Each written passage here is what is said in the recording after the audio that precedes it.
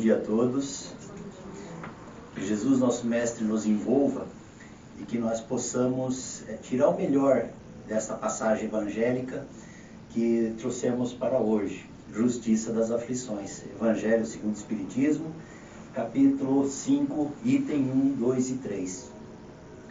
Esse tema, para nós iniciarmos, nós precisamos repetir algo que todos nós sabemos, que é que somos espíritos ou almas imortal e que nós espíritas acreditamos na reencarnação. Em muitas ocasiões as pessoas dizem, mas sempre que vai fazer palestra tem que falar que é a alma imortal, que é a reencarnação. Sim, porque nós encarnados, nós já ouvimos nessa vida inúmeras vezes e já temos a consciência de que somos espíritos imortais e que nós vivemos um processo reencarnatório de muitas vidas e que já tivemos outras vidas e estamos vivendo essa, ou outras experiências no corpo físico e estamos tendo essa experiência no corpo físico. Então, para nós compreendermos as aflições ou a justiça das aflições, a primeira coisa que nós precisamos fazer é tomarmos consciência que nós já vivemos esse período de outras vidas neste planeta ou em outro planeta semelhante, mas nós já passamos por essa vivência. E agora nós estamos vivendo uma nova experiência. E nessa nova experiência nós nos deparamos com as aflições. E aí, lógico que nós questionamos a justiça das aflições, porque as aflições todos nós temos. Mas por que dessas aflições? De onde que essas aflições vêm? Se desde que eu nasci, só um exemplo, não é meu caso, eu nasci de uma família espírita, eu frequento o centro espírita, eu trabalho no bem, ou mesmo que não fosse o centro espírita, poderia ser qualquer outra religião que a gente veio e que a gente sempre trabalhou no bem, por que eu tenho essas aflições? Aí no Evangelho nos explica que as aflições têm origem, ou a causa das aflições são de vidas passadas. Ok, se nós acreditamos em vidas passadas, começa a fazer sentido para nós entendermos as aflições. Mas todas as nossas aflições vêm de vidas passadas? Não. Segundo os Espíritos, apenas 20%, ou exagerando, 30% das nossas aflições atuais vêm de vidas passadas. 70% são das escolhas que nós fizemos nesta encarnação. Então nós começamos a observar que as aflições são resultado das nossas escolhas. Por isso que tem aquele ditado, plante a boa semente para que a colheita seja boa. Nós estamos nos tornando responsáveis por nós mesmos. E nós paramos de colocar a culpa em outro. Não é a culpa do outro que as coisas estão acontecendo. Eu tenho que analisar aonde foi que eu não usei a boa semente para estar colhendo uma situação que não é boa neste momento agora. Então nós passamos a compreender a origem das aflições. Mas claro que ainda assim vai ter aqueles que vão questionar, e que é um direito e uma obrigação de todo espírita cristão questionar. Porque essa não é uma fé cega que deva aceitá-la somente porque ouviu. É uma fé raciocinada que nós temos o direito e o compromisso de perguntar e buscar a resposta adequada que nos convença. Como falou Allan Kardec, em todas as questões que eu levei para os espíritos, só aceitei como verdadeira todas aquelas questões que poderia ser respondida todas as questões. Todos os questionamentos que eu fizesse, os espíritos puderam me responder, eu aceitei como verdade. Assim nós, espíritas, devemos proceder.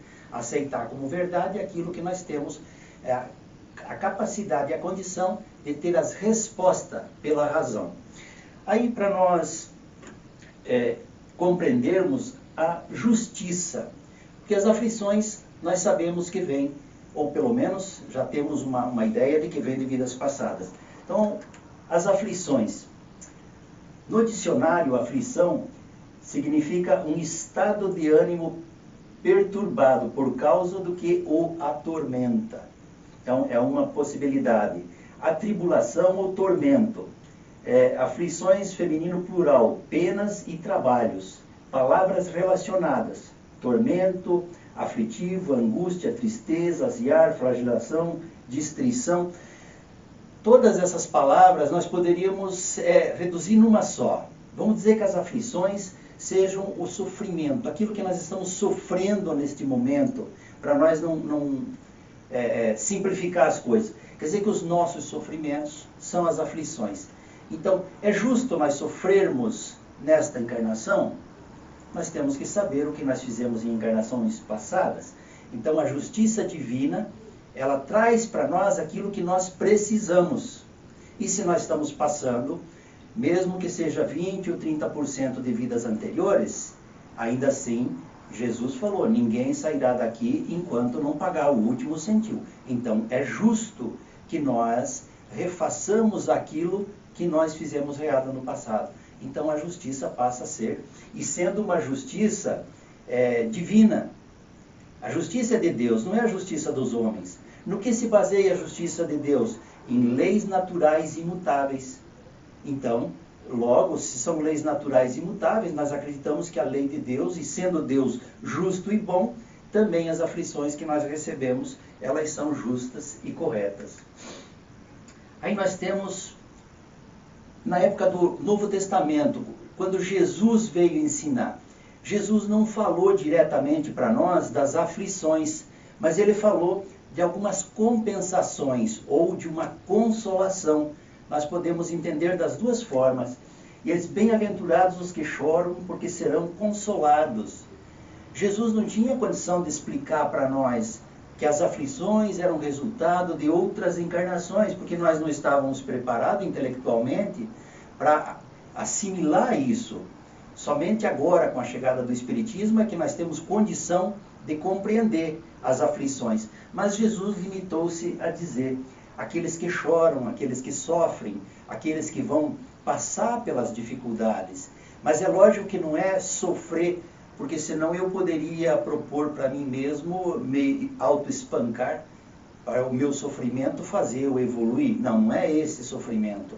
É quando nós sofremos as dificuldades que nós passamos, aquilo que a vida nos apresenta, e que nós, se observarmos na nossa sociedade, nós encontramos pessoas doentes, pessoas deficientes, pessoas pobres, pessoas muito ricas, e nós começamos a questionar essa diferenciação.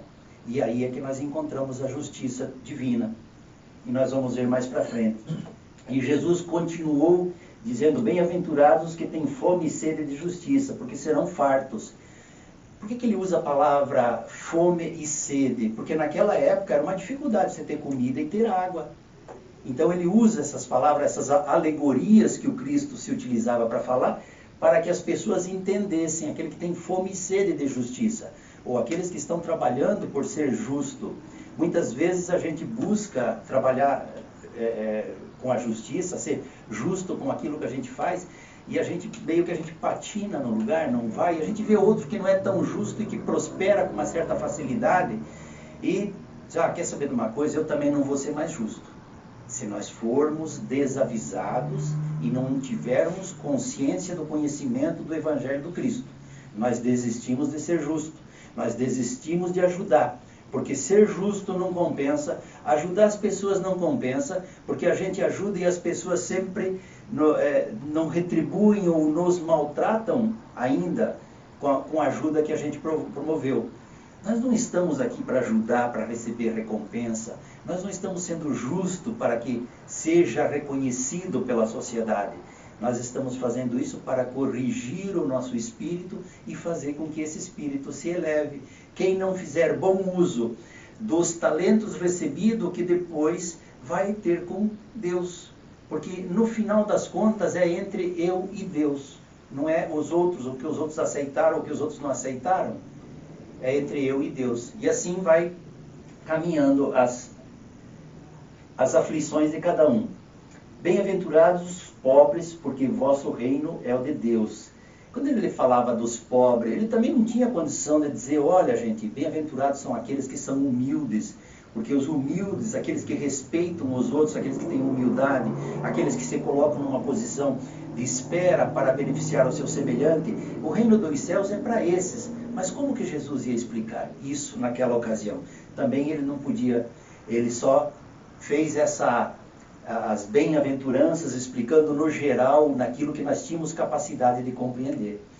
E ele continua: bem-aventurados os que têm fome, porque sereis fartos. Então, é um pedido nessa passagem de caridade. Auxilie o teu semelhante, faça caridade. Porque aqueles que têm fome herdarão o reino dos céus. Mas em nós que temos sobrando, é para nós fazermos a caridade. Também ele não podia ser claro com isso, né? Bem-aventurados os que agora choram, porque rireis. Quer dizer, os que choram é aqueles que têm dificuldade, que passam por problema, que têm pessoas doentes na família, que passam pela miséria, por essas provações.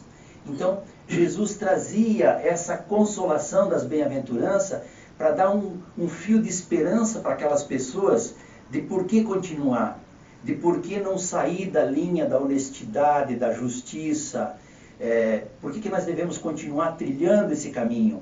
Porque no final não é para recebermos agora, é no final, no acerto final do Espírito para com Deus. Qual é o objetivo do Espírito? A perfeição.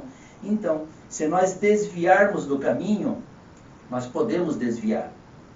Mas no livro Há 2000 anos, quando Jesus se encontra com Públio Lentulus e ele fala: uma decisão tua agora errada pode te custar séculos ou até milênio de atraso na sua evolução espiritual. Então a escolha é nossa, o livre-arbítrio é nosso, mas Jesus está ali orientando, colocando, salientando, porque é necessário nós trabalharmos no bem, indiferente do pagamento que recebermos, porque o pagamento está condicionado com a nossa prova. Então, a prova que nós precisamos passar, ela está de acordo, ela está justa com o que nós fizemos no passado, em todos os aspectos. Então nós não precisamos achar que estamos sendo vítimas, porque nós estamos resgatando, estamos evoluindo, estamos refletindo sobre as nossas responsabilidades nesta encarnação. Mas ai de vós, ricos, porque tendes no fundo a vossa consolação. Ai de vós que estáis fartos, porque tereis fome. Ai de vós que agora rides, porque gemereis e chorareis. Lucas capítulo 9, versículo 24 e 25. Então ele está fazendo uma referência, ele não está condenando os ricos, ele não está condenando quem tem comida, só está fazendo uma referência da importância da caridade nas nossas vidas. Porque se através da caridade nós auxiliamos, nós estamos resgatando as nossas aflições, porque nós começamos a compreender a responsabilidade que nós temos como espírito perante ao nosso semelhante. Então é essa a referência que ele faz, para nós refletirmos se nós estamos nessa posição que possamos fazer mais caridade, que possamos auxiliar e sem ter uma quantidade que deva auxiliar. Um prato de comida é auxílio, um minuto de conversa, de atenção para alguém que precisa é auxílio. Então nós não estamos aqui falando em quantidade, estamos falando no compromisso de trabalhar no bem e de ajudar sempre. Então essas são as compensações que o Cristo falava para aquele povo daquela época, e também a consolação que ele trazia para aquele povo, para eles entenderem essa consolação, que eles não eram esquecidos, e que essas aflições faziam parte de um progresso, mas que também Deus nos concede a todo instante coisas boas, e que nós não falamos. Como nós temos as aflições, nós temos as coisas boas que acontecem. Então nós encontramos coisas boas junto com o nosso pai, junto com a nossa mãe, junto com a nossa família, ao nascimento de um filho ou de um neto, a alegria que isso proporciona. Isso são benefícios que nós recebemos, é uma força extra da consolação do Cristo para nós poder encarar essas provas aflitivas que nós temos que passar. Mas não é só provas aflitivas. A nossa vida, ela tem momentos de felicidade, tem momentos que nós relembramos e reconversamos sobre, porque são momentos felizes, agradáveis.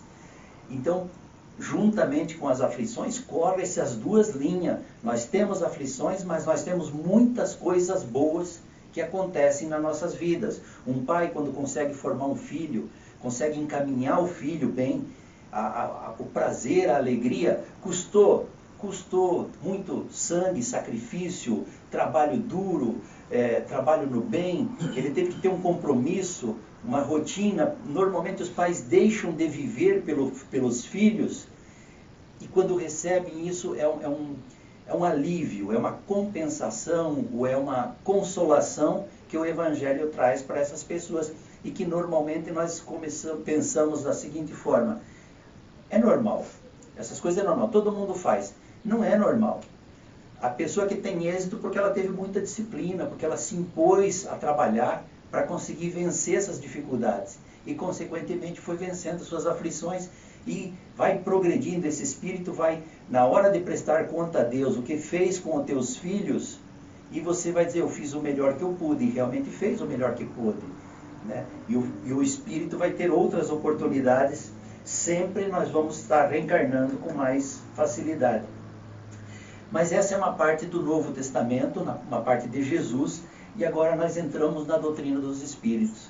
E na doutrina dos Espíritos nós relembramos novamente, né, com o advento do Consolador prometido por Jesus, a compreensão a respeito da divindade ganha uma nova dimensão, visto que o Espiritismo vem nos revelar que a ação divina se manifesta por meio da aplicação de leis naturais, imutáveis, criadas por Deus. Porque uma pergunta que nós poderíamos nos fazer: como Deus sabe qual é a aflição que eu devo receber? Por que uma coisa simples, magoou um dedo, né? Mas foi descuido. Pode ter sido descuido, mas pode fazer parte dessas aflições que o espírito tem que receber. E como que Deus cuida de cada detalhe para cada um de seus filhos, ou para cada criatura que está no universo criada por Deus. E aí nós vamos na Gênesis, no capítulo 2, no item 20 a 28, onde ele trata da providência divina, e Kardec explica que esse trabalho da providência divina, onde Deus providencia aquilo que nós precisamos para fazer a nossa evolução, é que nós estamos envolvidos no fluido cósmico universal, e que, estando Deus conectado nesse fluido cósmico universal, todas as suas criaturas estão envolvidas, todos os planetas, os sóis e constelações, e cada ser, por mais minúsculo que seja, está envolvido ou conectado neste fluido cósmico universal, no qual nós não podemos ver, mas nós estamos envolvidos nesse fluido. O pensamento de Deus se conecta com cada um de nós e traz para nós aquilo que nós precisamos através desse processo que Deus se utiliza. Essa conexão através do fluido cósmico universal. Estamos todos conectados, portanto, Deus sabe o meu pensamento, sabe a minha vontade e sabe o que eu faço. Eu posso mentir, mas eu não posso esconder o que eu faço, porque o que eu faço está no conhecimento de Deus. Aquilo que eu faço é uma ação, aquilo que eu recebo é uma reação. Então, tudo o que eu faço está envolvido nessa ação e reação. Por isso, Jesus recomendou: orai e vigiai. Orai para que esteja mais próximo de Deus. Vigiai, porque nós ainda somos espíritos em desenvolvimento, estamos num estágio de prova e expiação, e nesse estágio ainda nós cometemos muitas faltas. Então, vigiar os nossos pensamentos, vigiar as nossas atitudes, para não deixar que nós saiamos desse caminho programado por Deus para o espírito, que leva à perfeição. Mas é o nosso livre-arbítrio, a nossa escolha. Se nós escolhermos fazer a escolha de não trabalhar no bem, de não sermos justos com aquilo que nos acontece a cada instante, nós temos a liberdade de fazer as escolhas, porém teremos a responsabilidade de colher o resultado, ação e reação. Então nós temos esse livre-arbítrio é que nos dá a autonomia ou a autoridade para fazermos sempre o que quisermos, conscientes de que aquilo que fazemos será uma plantação e uma colheita individual, não é coletiva, né? Mesmo no trabalho no bem, se nós fizéssemos um trabalho no bem aqui na Casa Espírita, envolvêssemos 40 ou 50 pessoas, cada um vai dar aquilo que pode, aquilo que que tem para dar para esse evento. Mas tem alguns que vão fazer só por obrigação, ou só por aparecer, para dizer que participou. Tem outros que estão totalmente comprometidos com o evento e que realmente querem ajudar e que fazem qualquer coisa que precisar desse evento. Então, cada um conforme o seu mérito. Por isso não adianta nós estarmos aqui de aparência para mostrar para a sociedade o que nós estamos fazendo. Porque é uma ação que vai ter uma reação e que nós seremos convidados a colher o resultado dessa ação. As compensações que Jesus promete aos aflitos da terra só podem realizar-se na vida futura. Quer dizer, só pode se realizar em vidas futuras, nós temos que acreditar na reencarnação. Porque essas compensações que ele recomenda para nós, nós não vamos recolher agora, porque ainda não está no momento da nossa colheita. Nós estamos ainda trabalhando, aprendendo. Então, se nós não acreditarmos na vida futura, isso não tem sentido. Para fazer sentido as aflições, é somente para aqueles que acreditam na reencarnação. Porque se nós não acreditarmos na reencarnação, então isso não vai fazer sentido para nós. Por isso precisamos sempre nos recordarmos da reencarnação. Sem a certeza do porvir, essas máximas seriam um contrassenso, ou mais ainda, seriam um engodo. Quer dizer, sem dúvida, imagine se olha, nós vamos viver essa vida e acabou, não tem depois daqui. Nascemos, morremos, acabou. Então realmente não tem por que nós sofrer, não tem por que nós sermos pobres, não tem por que nós termos limitações em determinadas áreas. Nós teríamos que ser todos expertos em todas as áreas. Nós seríamos médicos, engenheiros de computação, cantor, ator, todas as funções concluídas somente numa encarnação para que se fizesse justiça. Mas como a justiça de Deus está na evolução individual, é necessário que a cada encarnação nós trabalhe algum segmento na nossa vida e até nós alcançarmos a perfeição, passando por todas as profissões, e um dia nós alcançaremos, mas só através da reencarnação que isso é possível. Mesmo com essa certeza, compreende-se dificilmente a utilidade de sofrer para ser feliz. Disse que é para haver mais mérito. Esse sofrer para ser feliz tem que compreender. Não é que só o sofrimento seja suficiente. É sofrer as consequências dos nossos atos falhos passados. O passado pode ser há 1 minuto para trás, né? Porque esse é o passado, há 1 minuto já é passado. Porque senão vai dizer assim, não, mas eu não me lembro o que eu fiz em outras vidas. Mas os espíritos dizem que 70% a 80% das aflições são desta encarnação. São escolhas mal feitas nesta encarnação. Então nós começamos agora a visualizar o que nós fizemos, quais as escolhas que nós fizemos. Olha, eu escolhi um casamento pelo dinheiro. A minha esposa era rica, eu casei porque eu não queria trabalhar. Vai ter uma consequência. Ou então, eu resolvi não ser fiel no meu casamento. Sou infiel porque tem muitas possibilidades aí fora do casamento. Para que eu vou ser fiel no casamento? Vai ter uma consequência. Em algum momento eu vou ter que colher o resultado desse desequilíbrio. Então nada fica sem que você tenha que responder pelos atos cometidos. Então a gente passa a ter uma clareza melhor da vida, um respeito maior, não só respeito pelas outras pessoas, né, pelos outros seres humanos, porque na verdade nós temos que ter respeito pelo outro ser humano, indiferente de qualquer outro adjetivo que possa se pôr, é outro ser humano. Então nós começamos a respeitar. E nós passamos a praticar os atos corretos, porque nós sabemos que nós queremos a nossa evolução. E cada vez que nós tenhamos um ato negativo, vai nos prender mais na matéria do que no plano espiritual. E nós estamos caminhando rumo à espiritualidade, rumo à luz, e não rumo à animalidade, voltar para um planeta primitivo. Eu coloquei ali embaixo Juliane Murray, a mendiga, está no livro Céu e Inferno, na segunda parte. Porque para nós compreendermos as dificuldades, as aflições de cada um, porque falando, você diz assim, mas será que é isso mesmo? Mas aí você vai lá no livro Céu e Inferno, que Kardec organizou, e essa mendiga, a Juliene, ela viveu uma vida como mendiga, ela dependia da boa vontade da sociedade para ajudar ela. Como a gente vê os homeless aí na rua. Quando você vê um homeless, a gente não consegue julgar o que está por trás daquela situação.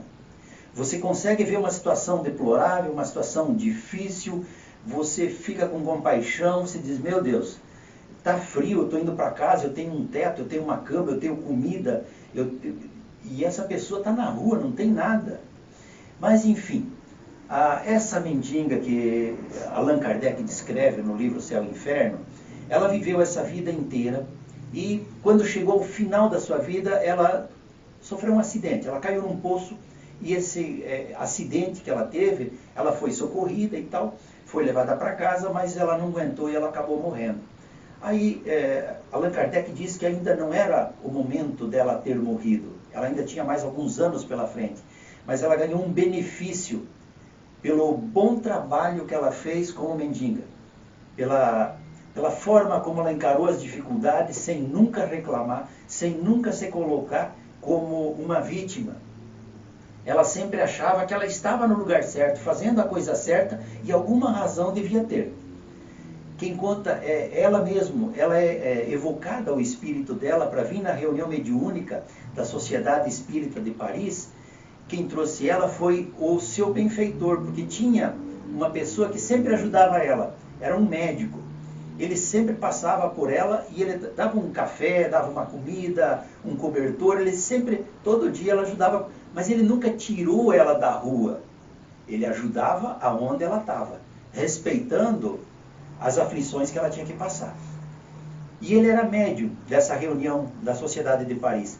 Então ele achou por bem evocar esse espírito, porque quando ela sofreu o acidente, ele estava trabalhando e ele sentiu que algo havia acontecido com ela. Foi como se ele tivesse recebido uma mensagem espiritual. É quando você tem aquela percepção, algo aconteceu. E ele teve essa percepção. Aí ele resolve trazê-la na reunião mediúnica. E aí, primeiro, sendo médium, ele em oração conversou com o seu benfeitor, disse, eu gostaria de evocar o espírito dela para a reunião mediúnica, né, para prestar uma homenagem. Daí ele falou, se você quiser fazer, faça. Ela não precisa da sua homenagem, mas você está livre para fazer, isso não é nenhum problema de você evocar numa reunião mediúnica esse espírito. E ele vai, faz e ela vem. Quando ela vem, ela agradece, olha, muito obrigado por me receberem, eu não preciso da homenagem que vocês estavam fazendo, porque na verdade eu sou um espírito bem evoluído em relação a vocês, e eu só vivi essa encarnação como mendiga, porque eu tinha que trabalhar o meu orgulho, porque eu sempre fui uma rainha muito orgulhosa, e nessa encarnação, para mim resgatar as últimas dívidas, as últimas aflições que eu tinha aqui, me trouxeram como mendiga. Então eu aceitei essa encarnação para fazer isso. E outra coisa, eu não me suicidei, porque todos na região que ela morava na França diziam que ela havia tentado o suicídio. E ela vem e esclarece, eu não me suicidei, fora um acidente e eu ganhei um benefício de alguns anos porque eu cumpri a minha tarefa, eu já tinha concluído. Então Deus me concedeu essa libertação do corpo material um pouco antes, justamente por eu ter cumprido as minhas obrigações. Então, quando diz assim, nós não entendemos por que tem que sofrer para ser feliz, não é que tenha que sofrer para ser feliz, tem que pagar suas contas para não ser um mal devedor. Ela pagou as contas dela como mendiga e ela teve essa passagem, né, de uma forma mais rápida, um pouco mais rápida, né? Mas não se pergunta por que uns sofrem mais do que outros. As aflições são assim. Por que os sofrimentos de um são bem maiores do que o outro? E se nós pegarmos por nós mesmos, nós somos privilegiados, porque nós falamos, nós ouvimos, caminhamos, temos um corpo perfeito, apesar de que nós reclamamos de algumas coisas do nosso corpo. É que nós não nos damos conta da perfeição que somos. E aí nós fazemos. Para ilustrar isso, eu trouxe o livro Calvário da Libertação, de Edivaldo Pereira Franco, pelo espírito de Vitor Hugo. Esse é um livro muito importante, porque ele descreve uma história vivida no século XVIII pela Margarida e por Dom Hidalgo, que são os dois primeiros nomes. Então a Margarida, ela viveu no século XVIII, de uma família filha de político, fazendeiro rico, naquela época eram os donos do poder, e o Dom Hidalgo também era um fazendeiro muito rico e muito ambicioso e queria aumentar as suas terras. E ele viu na possibilidade de casar com a Margarida, uma possibilidade dele aumentar o seu patrimônio, já sendo muito rico, mas a ambição levou ele a planejar esse casamento, e ela também já era uma mulher velha, né? Me perdoe. Eu brinco com essa parte porque ela diz assim, estou velha, tenho 18 anos e ainda não casei. Mas era no século XVIII, então a gente compreende a preocupação. Antigamente as mulheres casavam aos 12, aos 13 anos de idade, né? Então fazia sentido ela se sentir velha aos 18. Não é para os nossos tempos atuais, né? Hoje, 75, 80 anos, estamos na flor da vida, vamos começar a viver ainda. Mas enfim, a Margarida também, por essa preocupação, né, dela já estar com 18 anos, não ter casado, ela viu com bons olhos esse matrimônio com o Dom Hidalgo. Só que o pai dela estava na Espanha, na capital, e por problemas políticos. Para ela casar nessa época, ela precisava da autorização do pai. O noivo tinha que ir lá e conversar com o pai, pedir a mão em casamento. Era a lei da época, né? Mas a Margarida não esperou. Ela tinha um irmão que ajudou a fazer a coisa andar diferente. O irmão disse, não, eu te levo lá na fazenda do Dom Hidalgo e vocês conversam, eu vou estar de testemunha, eu vou estar cuidando. Mas para o pai dela, isso foi uma ofensa à honra. O pai dela ficou transtornado, perdeu totalmente o controle, que quando ele encontra com o Dom Hidalgo, ele parte para a briga. E o Dom Hidalgo tem uma faca, dá uma facada e mata ele, mata o sogro. Aí acabou o casamento dele. Eles desencarnam nessa encarnação e eles se reencontram. Nessa encarnação eles eram os dois ricos com sogra. Se encontram novamente no Brasil. Agora a Margarida é Maria Leonor e o Dom Hidalgo é Roberto Domênico. Eles se encontram nessa encarnação. O Roberto Domênico ficou apaixonado quando viu ela. E ela não queria, porque a família do Roberto Domênico, que era rica, não queria, porque ela era pobre. Então a família dele era contra, ela disse, não, é melhor não.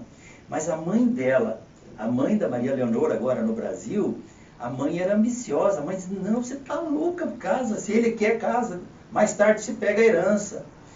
E a mãe desorientando a filha. A gente sabe que isso vai ter um comprometimento, porque a mãe mais tarde vai ter que reencarnar novamente para reeducar. Porque é assim, quando nós estamos reeducando alguém, ou estamos educando, é porque nós já fizemos, nós deseducamos em outras encarnações. Então aí que se compreende as aflições. E eles acabam casando, a Maria Leonor e o Roberto Domênico. Ele era alcoólatra e violento. Ela, um doce de pessoa, pobre, trabalhadeira, e achava que tinha que ganhar seu sustento a cada dia de trabalho. Esse era o pensamento dela. E ele não, ele era bar, era não trabalhar e viver do dinheiro do pai. Mas o pai, como foi contrariado no casamento, agora no Brasil, ele deserta ele, só você não é mais meu herdeiro. E nisso ele prepara um golpe, vou roubar meu pai. Então ele pega o dia de pagamento dos empregados, no dia que tem o dinheiro no cofre, ele vai lá, ele e um comparsa, para roubar o próprio pai. Mas o comparsa também era mais bandido do que ele, né? Porque o filho que vai roubar o pai é um bandido. Mas o comparsa vai e mata o pai do Roberto. O Roberto fica nervoso e mata o comparsa. Nisso ele entra num choque. Ele não consegue mais falar, ele não consegue responder, ele fica sentado no chão com a arma, matou o comparsa dele, que havia matado seu pai. Ele consegue nessa trama parar num hospício, porque houve uma paralisação total dele. Não fala, não responde, não chora, não faz nada. Ele ficou paralisado naquela situação ali. Então ele é levado, ele não podia ser julgado pela lei normal, lei civil, porque ele não falava, não respondia, não tinha como julgá-lo. Colocaram num hospício de loucos e ele ficou lá internado por 10 anos, sem conversar, sem nada. A esposa dele, a Maria Leonor, que tinha aquele entendimento que ela deveria trabalhar pelo seu prato de comida, a sogra busca ela, porque a sogra disse, não, vamos ajudar, ela já tinha os filhos, tinha os netos, né, que a sogra ainda não conhecia. Aí ela fala assim, olha, os netos estão aqui, você pode vir visitar teus netos, mas dinheiro eu não quero, eu não preciso, eu estou trabalhando. E a Maria Leonor passou por um período de doenças, de melhora, de ficar doente, precisava de auxílio, e mesmo assim ela estava sempre auxiliando as pessoas. Mas ela começou a desenvolver o seu lado mediúnico, sem saber o que significava a mediunidade, através de uma vizinha que precisava de ajuda no parto. Não tinha dinheiro para pagar um médico. E ela foi lá, disse, olha, não tem médico para o parto, eu vou fazer o que me for possível, que Deus guie minhas mãos. E ela consegue auxiliar no parto, a criança nasce, tudo bem, e correu tudo bem. Mesmo, imagine uma condição, se fazer um parto numa casa, que era comum antigamente, né? É o que a gente chamava de parteira. Então a Maria Leonor se tornou uma parteira. E ela começou a ser tão requisitada pela qualidade de seus serviços, que até um médico que era responsável por fazer parto chamou ela, não, venha trabalhar comigo no meu consultório, e eu te pago. Ela falou, não, eu não faço isso por dinheiro, eu faço por ajudar as pessoas que precisam. Ela declinou o convite para trabalhar com o médico, declinou do convite do dinheiro e continuou lavando roupa para o seu sustento e passando por todas essas dificuldades, porque ela sabia que ela tinha que fazer. Ela não sabia por que ela tinha que passar por essas aflições, mas ela sabia que ela tinha que fazer. Então ela continua a sua obra ali daquela forma, auxiliando, e ela começa a ter sonhos. É uma pessoa que vinha falar com ela, que na verdade, como ela não sabia que era mediunidade, não sabia que era o benfeitor, ela começa a ser orientada. Vai em tal lugar, faça tal coisa, vá na casa espírita. Então ela procura uma casa espírita, e aí o pessoal diz, não, você tem mediunidade. Encaminham ela para o estudo da mediunidade, para desenvolver a mediunidade dela, e já a casa espírita, que tinha outros frequentadores, começaram a auxiliar ela, por ver a situação financeira, auxiliar orientando os filhos, arrumando trabalho para os filhos que já eram, naquela época, já eram em possibilidade de trabalhar, 15 anos de idade, né? E ela começa a fazer esse trabalho. Aí a sogra fica comovida, ela diz, como pode uma pessoa tão pobre, lavadeira, recusar ajuda? E a sogra sendo rica. E ela disse, é que de dinheiro eu não preciso, eu tenho tudo que eu preciso. A sogra começou a ajudar assim mesmo, de uma forma ou de outra, ia ajudando, e disse assim, olha, eu preciso de um favor teu. Eu quero que você visite meu filho no manicômio, ou no hospício. E ela concordou, disse, não, eu vou. Ela se prepara tal, e ela vai lá. A mentora dela, porque ela já estava no trabalho mediúnico, a mentora vai junto, a mentora chega lá, dá um passe de fluidos benéficos para ele, e ele volta a falar, 10 anos depois do crime que ele cometeu. Mas a espiritualidade não permite que ele lembre-se daquele momento. Eles apagaram a tela mental dele. Aquele momento do crime, eles não deixam ele lembrar, porque senão ele entraria de novo em convulsão e não seria benéfico. E a espiritualidade não faz nada que não seja benéfico para cada um de nós. Então, eles fizeram isso, ele se recupera, começa a conversar, ele concorda em voltar para casa, o médico diz, olha, vamos fazer um trabalho aqui, um acompanhamento para ver se isso é possível. Depois de um ano, ele regressa para casa. Regressa para casa, arruma um trabalho, começa a levar a vida dele, tentar levar a vida diferente do que antes, que era violento e alcoólatra, mas em 6 meses ele já voltou para o álcool e depois a violência foi só se aparecendo novamente, até que um dia eles vêm e levam ele novamente porque ele está incontrolável. Esse espírito, ele perdeu a encarnação dele, porque ele realmente não conseguiu se equilibrar. O tal do Dom Hidalgo, agora no nome atual, Roberto Domênico. Ele perdeu a sua encarnação. Mas a Maria Leonor não. Ela continua esse trabalho, ela encaminha seus filhos e tudo corre bem. E ela passa por todas as dificuldades sem reclamar, dizendo que aquilo era normal. É o espírito que aceita as suas aflições, aceita a condição e não contesta o porquê que eu estou nessa situação. E a pergunta aqui é, por que uns sofrem tantos e outros menos? Por causa do seu passado, por causa das suas dívidas, por causa da sua necessidade. Eu não gosto de usar a palavra porque você merece. Porque você merece é o lado bom das aflições, é quando, ao invés de aflições, nós temos momentos amorosos nas nossas vidas.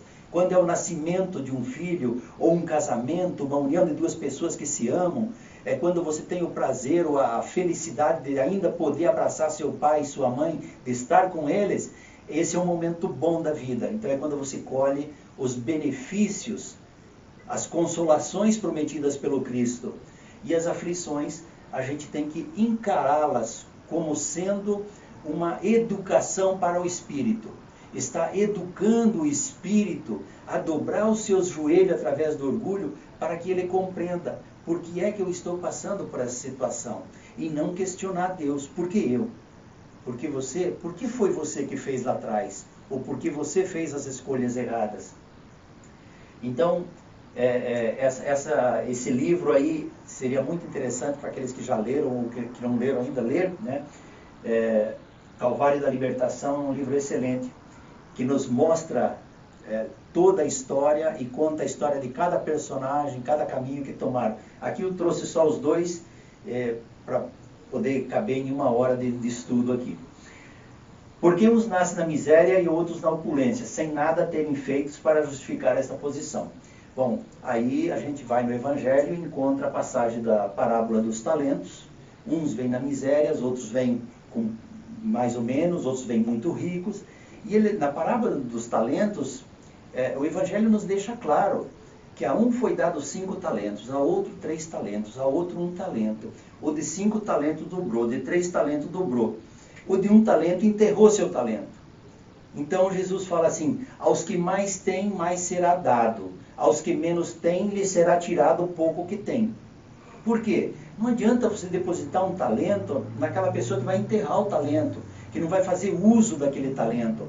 Qual é o talento que nós temos? Então nós temos que multiplicar esse talento. Multiplicar os nossos talentos é só através do trabalho no bem. É assim que nós vamos multiplicar. Agora, se o talento que nós temos é o tempo disponível.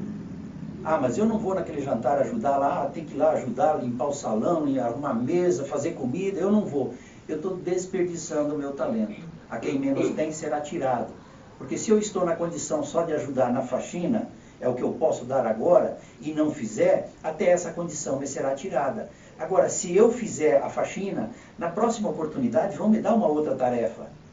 Então, é assim que funciona, você vai se preparando para fazer outras tarefas, mas nós temos que aproveitar, desenvolver esse talento que nós temos, porque desenvolvendo esse talento, nós vamos estar trabalhando no bem. Trabalhando no bem, nós estamos quitando as nossas aflições, ou estamos diminuindo as nossas aflições. Porque para uns nada dá certo, enquanto para outros tudo parece sorrir. É outra provação que nós passamos. Por mais que nós faça a escolha de trabalhar no bem, a provação vem. Porque você quer mesmo trabalhar no bem? Quero, então vai. A dificuldade é essa. Mas aqui do lado, no caminho paralelo, te colocam possibilidades de você, olha, se você distribuir uma droga ali, você vai ganhar muito mais dinheiro. Ou se você roubar um carro, você vai ganhar mais dinheiro, você vai ter uma vida econômica mais fácil.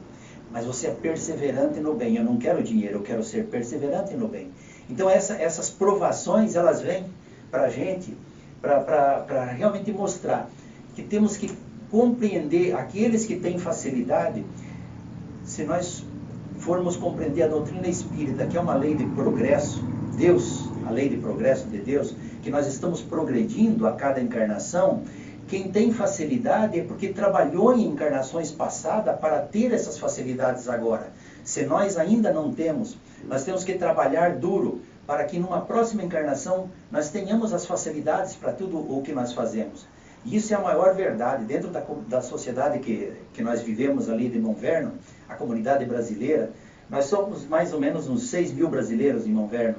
E tem brasileiros que estão ali em Monverno há 30 anos, amigos, que são trabalhadores da construção e desenvolvem um trabalho muito bom. São pessoas honestas, pessoas competentes, pessoas que faltam adjetivos, mas continuam sendo empregados e trabalham pela diária de todo dia. Eles não conseguem arrumar um contrato para trabalhar por conta própria. Mas tem um outro que chegou há 3 anos, e que chegou e que já fala inglês e não sei porquê, arrumou 1 ou 2 contratos, não vence os trabalhos que tem e não trabalha de empregado, já é patrão, tem, sabe, as coisas fluem rapidamente, com muita facilidade para alguns e para outros não. O que cada um de nós necessita? Então, se nós não vamos querer o que o outro tem, que Deus o ilumine, que ele tenha, e nós vamos colhendo aquilo que vier no nosso caminho, aquilo que nós recebermos com muita paz e com muita tranquilidade, porque essas são as provações e as aflições que nós precisamos. Só isso. Amanhã nós colheremos o resultado do nosso trabalho. Mas o que ainda menos se compreende é ver os bens e os males tão desigualmente destruídos entre o vício e a virtude. Lógico, o vício e a virtude, o vício são aqueles espíritos, como falou a leitura inicial, espíritos rebeldes que não querem trabalhar, continuam com os vícios. Espíritos que já trabalharam, que já se esforçaram, já têm as virtudes desenvolvidas ou estão caminhando nas virtudes. E por que nós convivemos virtuosos com viciados juntos ainda? Viciados, eu digo no sentido de ser orgulhoso, ser intolerante, não ser indulgente com o nosso semelhante, né? Esses vícios, os vícios morais, e outras pessoas que já têm caridade, que têm a tolerância, que têm a paciência, e a gente convive junto. Para que eles sirvam de exemplo para nós. E também nós, que ainda carregamos os vícios, sirvamos de exemplo para eles, que eles devem vigiar, porque senão eles saem da virtude para o vício muito rapidamente. Então essa é a finalidade de nós convivermos juntos, aprendermos uns com os outros. Nós aprendemos o que devemos fazer e o que não devemos fazer para caminhar esse trilho que nos é recomendado. Ver homens virtuosos sofrer ao lado de malvados que prosperam. Quantas histórias da favela nós ouvimos? Nas favelas lá do Brasil, espíritos que são bons, que são trabalhadores dentro da favela, porque eles têm que passar por essa provação.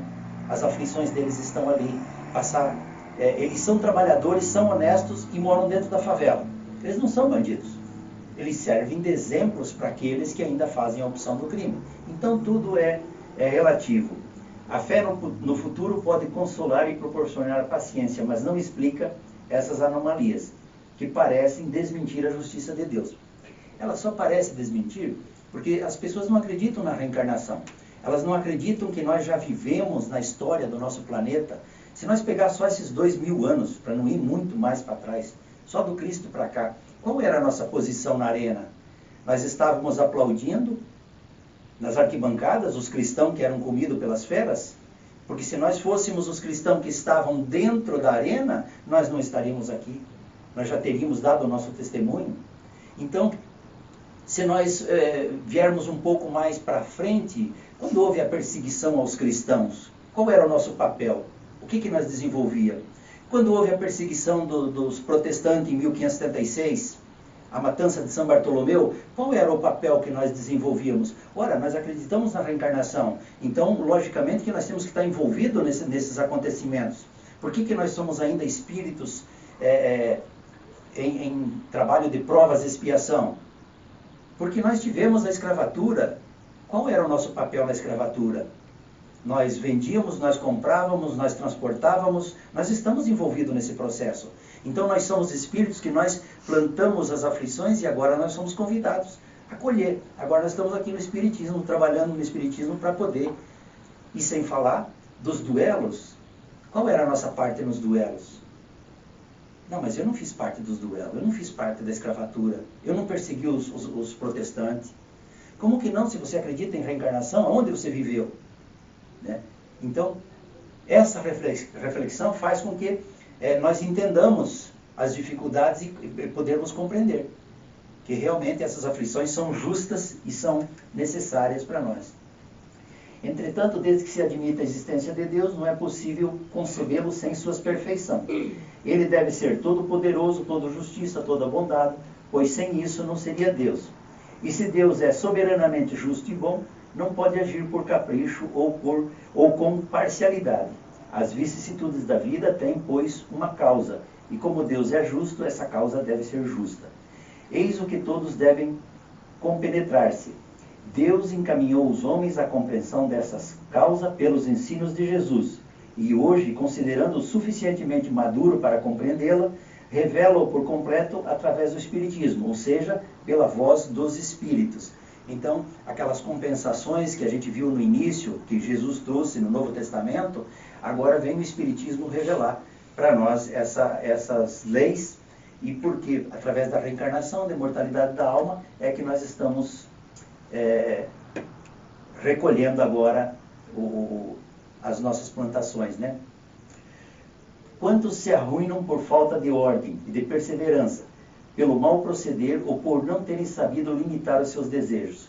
Quantas doenças e enfermidades decorrem da intemperança, dos excessos de todo o gênero? A nossa livre escolha. Nós somos livres para escolher, mas somos convidados a colher. Quantos pais são infelizes em seus filhos porque não lhes combatem desde o princípio as más tendências, por fraqueza ou indiferença? Deixam que neles se desenvolvessem os germes do orgulho e do egoísmo, da tola vaidade, que produzem secura do coração.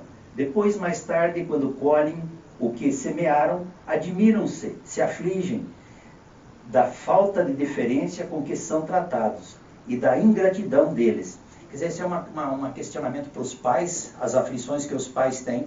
Eles não educam os seus filhos desde o início, não dão limite aos seus filhos, passam a mão na cabeça de tudo que o filho faz, e aí acontece toda a desordem do espírito, a desordem moral do espírito, e que em algum momento eles serão convidados a resgatar. E aí, para ilustrar essa história, eu trouxe o livro Sexo e Obsessão, de Valdo Pereira Franco, pelo espírito Manuel Filomeno de Miranda, onde nessa história ele conta a história de uma cidade sexual no mundo espiritual. Essa cidade sexual, ela é fonte criativa para o carnaval que nós vemos nas ruas de hoje. Então, os espíritos que trabalham no carnaval, eles se inspiram nessa cidade para a criação do carnaval que nós vemos. Então, muitos dizem, mas o carnaval é uma perdição, o carnaval é amoral. O carnaval não é uma coisa que eu, como cristão, devo concordar. Eu sou contra o carnaval, porque há toda espécie de exagero cometida pelos espíritos. Eu não estou falando que eu sou contra a diversão, que eu sou contra a dança, é diferente. Eu sou contra misturar a perdição do espírito em uma festa como essa. Nesse livro, os personagens desse livro, ou pelo menos 2 deles, porque é uma obra muito extensa, eles, há 1000 anos atrás, eles estão na cidade espiritual há 1000 anos. Agora, através do pedido da mãe de um deles, eles vão receber o auxílio. Então, eles vão receber a oportunidade reencarnatória.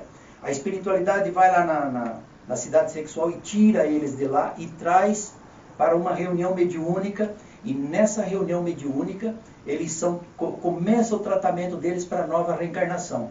Então, primeiro, para tirá-los de lá, os espíritos benfeitores não conseguem entrar, a não ser com batedores e com cães ferozes que mais se parecem com verdadeiras feras da antiguidade, para poder entrar nessa cidade, para protegê-los, para eles entrar e tirar os espíritos que precisavam ser reencaminhados. Pois muito bem, eles são trazidos uma reunião mediúnica e eles são tratados, os principais. Junto com eles, vem milhares de outros espíritos que são resgatados dessa situação, que estavam vivendo nesse meio, né? E esses espíritos, então, eles são tratados, recebem o passe fluídico, eles aceitam a reencarnação, que não tem outra. Naquele momento, eles não têm como voltar. Quem estava pedindo pelo espírito? A mãe. A mãe que, quando há 1000 anos atrás o filho fazia todas as atrocidades, a mãe ia lá, tirava da cadeia, pagava a fiança dele, libertava ele e o filho continuava cometendo os crimes que sempre cometeu. Pois muito bem, vão reencarnar ele e a comparsa dele. Todos os tipos de abuso na área da sexualidade, desde com criança e com adulto, todos os tipos de crime eles cometeram. Mas agora eles vão reencarnar. Quem aceita ser mãe deles? Ninguém quer ser mãe deles, porque são espíritos trevosos, comprometidos com a imoralidade até o último. Quer dizer, ninguém num primeiro momento. Mas a mãe que estava ali orando, há mais de 1000 anos, orando e pedindo pela recuperação do filho, ela se propõe. Ela já estava num nível mais alto, ela não precisava. Mas para recuperar aquele espírito por amor, ela concorda em nascer de novo e receber aqueles 2 espíritos como filhos. Aqueles 2 espíritos viriam sem os braços, sem as pernas, surdo e mudo, para que eles não atentassem contra a vida de ninguém. Eles seriam 100% dependentes. A mãe concordou, eu vou nascer e eu vou recebê-los como filho, mas assim que eu der a luz eu vou morrer no parto. Era um acordo. Tudo bem, acordo aceito. E nessa história tinha outros personagens. Essas crianças serão largadas em uma instituição que cuida de crianças deficientes. Quem é o responsável? Alguém que estava comprometido há 1000 anos atrás com a pedofilia. E agora ele estava resgatando as suas aflições através do trabalho no bem, cuidando de crianças deficientes. Então a história ela é muito grande, é fantástica a história, e a gente vê o amor de Deus que Ele permite para cada um de nós, a qualquer instante, nós nos recuperarmos. Mas Ele chama atenção para a responsabilidade dos pais. Porque se os pais não colocam limite para os seus filhos, agora no início, os seus filhos podem pegar um caminho errado que você não tenha como corrigir depois dos 16, 18 anos de idade, quando eles saem para o mundo por conta própria, e você não tenha mais autonomia sobre seus filhos. Então, enquanto você tiver autonomia, ponha limite para os seus filhos de educação para que eles não cometam esses crimes, porque eles serão convidados a resgatar essas aflições numa outra oportunidade. Porque Jesus recomendou que ninguém sairia daqui enquanto não pagasse o último centil que deve. Quer dizer que nós vamos reencarnar em planetas como prova e expiação, quantas vezes forem necessárias para a nossa evolução. Se Deus permitir e nós nos esforçarmos um pouco, nós reencarnaremos num planeta de regeneração, e cada vez nós vamos evoluindo mais, o nosso espírito vai se desenvolvendo até ser um espírito de luz e vai ser um trabalhador da obra divina. Mas até lá temos muito chão para percorrer. Por enquanto fica só as recomendações do Evangelho para nós tomarmos atitudes. Sim, sim e não, não. Isso deve ser o nosso entendimento sobre as aflições. Aquilo que nos faz bem e aquilo que não nos faz bem. Muito obrigado a todos. Me desculpe, passei 5 minutos do tempo, mas para não perder o último slide. Que Jesus nos abençoe e obrigado a todos pela oportunidade.